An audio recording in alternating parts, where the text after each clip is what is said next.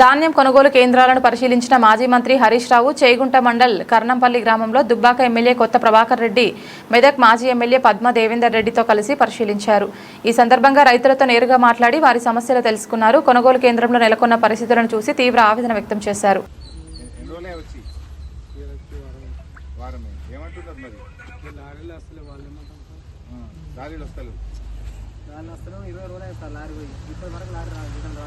ఈ సెంటర్ వాళ్ళు ఎవరున్నారు బాబు? నరేందర్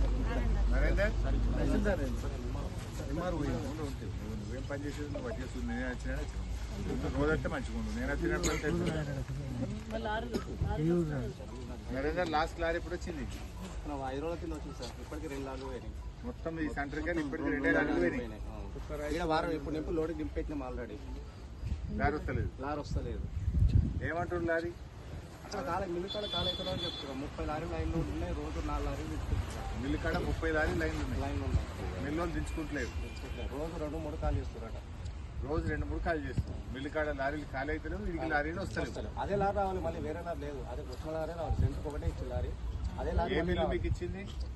ఏ మిల్లు ఇచ్చింది? అంటే ఇప్పుడు ధర్మారం పంపించినాము. ఒకటి నార్సింగ్ తిరుమల నార్సింగ్. ఇప్పుడు సెంటర్ పెట్టి ఎన్ని రోజులు అయింది? 20 రోజులకు 2 లారీలు పోయింది. 10 రోజులకు ఒకటే. 10 రోజులకు ఒక లారీ మళ్ళీ ఆడాలి. 10 రోజులు అవుతుంది లారీ ఇంటికి వాటిని నింపినాక.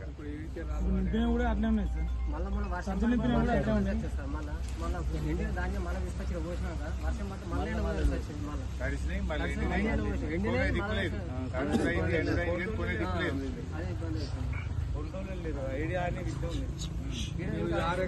వచ్చాం.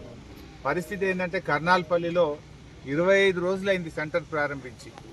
ఇప్పటికి 2 లారీలు వచ్చినాయి. 10 రోజులకు ఒక లారీ వస్తే ఈ వడ్లన్నీ ఎప్పుడు కొనాలి, మా పరిస్థితి ఏందని రైతులు తీవ్రమైన ఆందోళన చెందుతూ ఉన్నారు. అంటే ఇప్పటికే వర్షాలు పడి వడ్లన్నీ తడిచిపోయినాయి. వానకు తడిసినాయి, మళ్ళీ ఎండకు ఎండబెట్టినారు. కానీ ఎండబెట్టిన తర్వాత కూడా వడ్లు కొనని పరిస్థితి ఉన్నది. ఇక రాష్ట్ర వ్యాప్తంగా ఏ గ్రామం పోయినా కూడా రైతుల కళ్ళల్లో కన్నీళ్లు పెట్టుకుంటున్నటువంటి పరిస్థితి. అట్లే నార్సింగ్లో కూడా 7 రైస్ మిల్లు ఉన్నాయి. లోకల్ అలాట్మెంట్ ఇస్తలేరట. ఇప్పుడు మేమేమో ఈడున్నాము కర్నాల్పల్లి. 25 రోజులైంది సెంటర్ ఓపెన్ అయ్యి.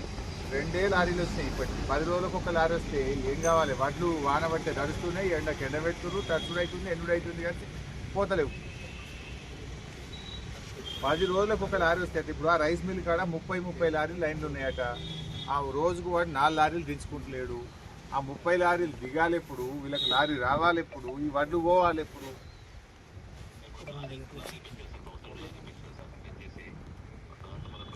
పది రోజులకు ఒక లారీ వస్తుందే బాబు. అంటే ఇప్పుడు రైతులు బాయి కాడు ఉండాలన్నా, ఈ కళ్ళం కాడు ఉండాలన్నా, ఏడుండాలి? వానికి ఇంటికాడ బర్రె ఉండే, దొడ్డు ఉండే, వ్యవసాయం ఉండే, ఆ పని చూసుకోవాలన్నా ఈయన కళ్ళం కుప్ప కాడ రోజు పొద్దుగాల నేర్పుడు, సాయంత్రం కుప్ప పోసుడు, ఇదే పని అవుతుంది. 20 రోజులు అయింది. ఇప్పుడు రైతు ఏమంటుండు? నేను 20 రోజులు అయ్యా సార్ వడ్లు పోసి అంటుండేడు ఇక్కడ రైతు. ఏం పేరు నీ పేరు? సత్తిరెడ్డి అని ఒక రైతు ఉన్నాడు. 20 రోజులు అయిందట పోసి.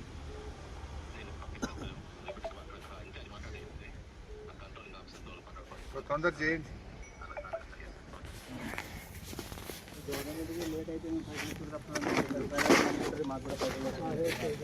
వాసంగి లోకల్ అయితే బోనాల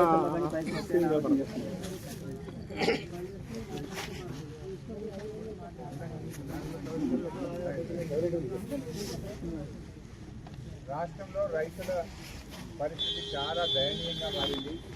ముఖ్యంగా రేవంత్ రెడ్డి ప్రభుత్వం వడ్ల కొనుగోలు విషయంలో దారుణంగా ఫెయిల్ అయిపోయింది.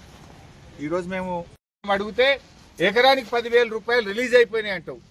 రిలీజ్ ఏడైంది? నీ ఫైనాన్స్లో రిలీజ్ అయింది, కానీ రైతులకు 1 రూపాయి వచ్చిన పాపాన పోలేదు. వడగళ్ల వాన, తుఫాను, అకాల వర్షాల వల్ల నష్టపోయిన రైతులకు, అదేవిధంగా హార్టికల్చర్ రైతులకు తక్షణమే మీరు అసెంబ్లీలో చెప్పిన ప్రకారంగా ఎకరానికి 10,000 రూపాయలు విడుదల చేయాలని చెప్పి కూడా ప్రభుత్వాన్ని డిమాండ్ చేస్తా ఉన్నాం.